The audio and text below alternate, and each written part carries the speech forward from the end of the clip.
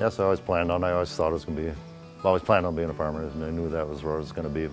Now I'm basically anything related to agriculture. I found Grain Hedge on one of the partner websites. I seen they had $7 trades, and it caught my interest. They offered a demo process, and I got to look at that, how you can trade it, and that worked real well. The brokers have been very accessible every time I needed them. I can pick up, look at the markets, decide what I want to do on my own. I don't have to wait for a broker to get back to me. Well, the cash market intelligence, that I like. I can pick out the elevators I want to do business with or look at bases, I guess, is the biggest thing. Yeah, I'd recommend Grain Hedge to anybody who does trading online or with a broker.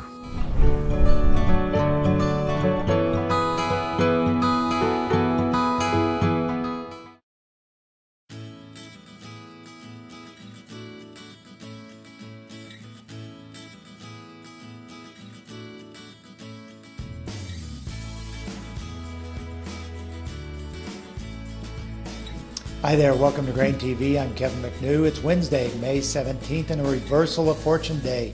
Corn was up 3, wheat was up 2, and Chicago beans were pretty much unchanged. Let's start first of all with what happened in the wheat market, and wheat got a decent buying interest from Egypt. Egypt was in the market for wheat overnight, usually offering up their usual tender deals.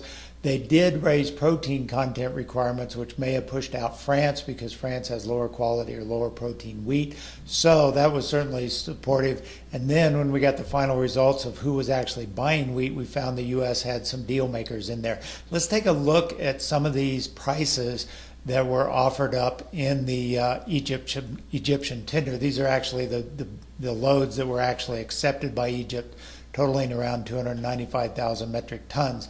In green, you'll notice two different deals for U.S. hard red winter wheat. Both of those around 185, 187 FOB, the Gulf. On top of that, you obviously have freight. Now, what you notice about this, obviously the CNF prices, what's actually delivered price to Egypt, roughly the same on all the accepted offers here.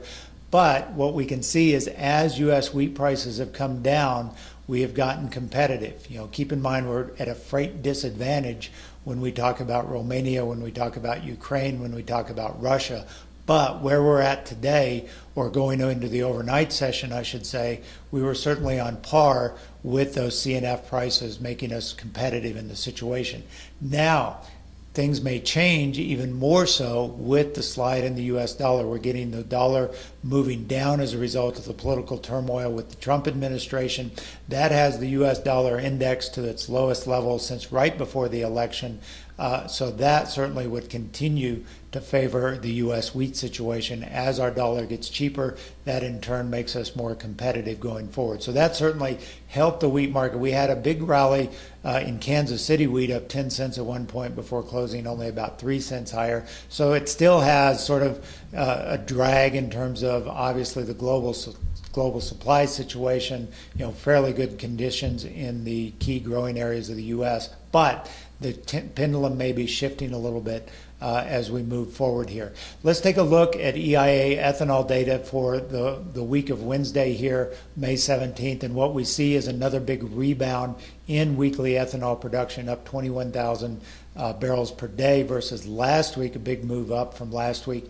Overall, year-to-date ethanol is still tracking fairly high, up about 5.1% over last year. Keep in mind, USDA only factoring in a 4.3% gain. So there's still, some good upside here in terms of what we're seeing in ethanol production. Not a big difference in the two between USDA and year-to-date numbers, but certainly enough to maybe suggest we could see a bit of an increase in final ethanol numbers when we hit the end of the marketing year.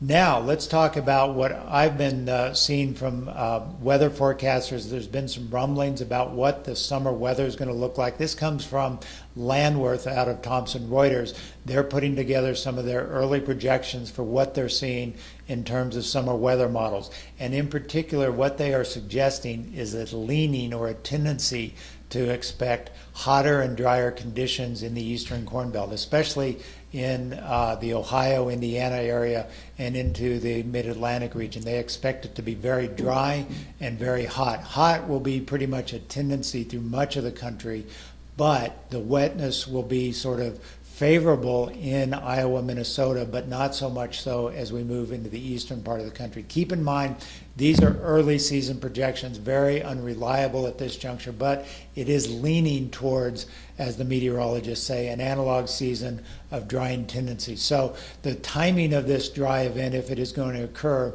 is going to be very important because they're not sure. They're still predicting late May, early June to be very wet, but eventually turning into a more dry situation. So is this dryness going to hit in, say, late June, or is it going to hit in mid-June and potentially risk some issues with pollination? So obviously, corn could be on a wild cusp here. You know, is it going to hit in the middle of pollination? Are we going to have a real dry spell during the pollination period? Soybeans, on the other hand, obviously being a later season crop, has the potential to see more damage if the dry spell is really front and center in that July time period when flowering comes and pod setting comes into play.